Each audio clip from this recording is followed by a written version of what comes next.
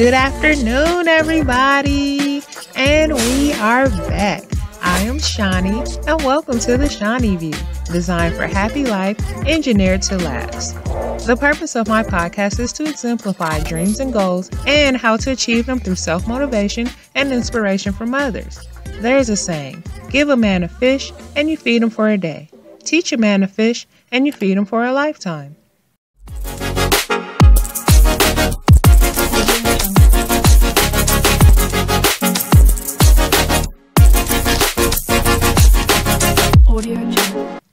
Today's episode, we will be diving a little deeper into exactly what a paradigm shift is. We touched the surface on it during the last episode, but today we'll get a better understanding. This will help in adjusting your negative thought process to a healthier method. A paradigm shift can cause us enormous problems because it's what's causing our results. But those results won't ever change if we don't understand that the results are motivated by the paradigm. So, what is a paradigm shift, you may ask? Well, it's the way that we see things. A good example is to think about wearing a pair of glasses. Our eyesight alters to whatever that prescription is. Let's say we add green lenses. Then we'll see green. Or if we add red lenses, then we'll see red. But we know that the world is not green or red. Our view was only changed drastically based on the lenses we are looking through. A paradigm works this same way. It's the way we see things and it affects everything. There are two types of paradigms.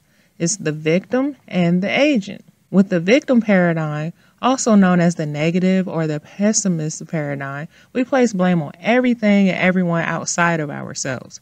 We find a target to place blame.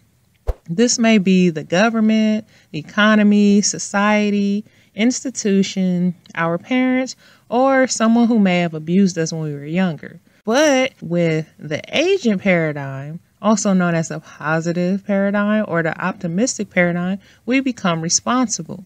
A psychologist broke the word responsibility down. It is our ability to respond. It's about seeing what part we play. That same psychologist painted the mental picture of us driving along the highway and being lost in our thoughts or maybe distracted by something which causes us to miss our turn or our exit. We tune back into reality and say, this is not where I want it to be.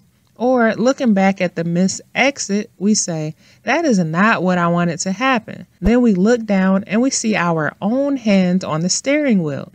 It's a humbling illustration that stings because we see that we're here because we drove ourselves here. That's bad news, but it's also good news because now the responsibility part kicks in when we realize that we can steer the wheel wherever we want to go. Victims can't do that because they're too busy blaming others for where they are. Victims may ask, why me? But agents will ask, why not me? And that places them in a position of control. I can't is also a victim mode, while how can I places you in a position of power. There's nowhere to go after saying I can't because you turn the switch off. The paradigm determines your behavior and leads you to the action that you take next, which may be curling up in the corner in the fetal position as a victim or getting your hands squarely on the wheel and controlling it so that you can turn it wherever you want to go. A paradigm shift is when you move from this side to that side. You can either play victim or take responsibility. You can point fingers or hold yourself accountable. You can wallow in failure or look for the lesson. But you have to see it as a choice. You have the power and you establish it through the paradigm. Until you see it as a choice, you will continue to be trained and trapped in whatever you have been taught and programmed to believe. You have to program the new idea or belief in your mind and allow it to take over. You have to starve the old idea and stop feeding it. It has to die from malnourishment. If you apply this mindset to any area of your life, I can guarantee that you will change some habits. Repetition is the first law of learning. So constantly feed yourself the new beliefs by way of writing and affirmations. For instance, if you want to change being late all the time, ask yourself, why do you hit the snooze button all the time? Write the answer out and change the wording to present tense to create a new affirmation.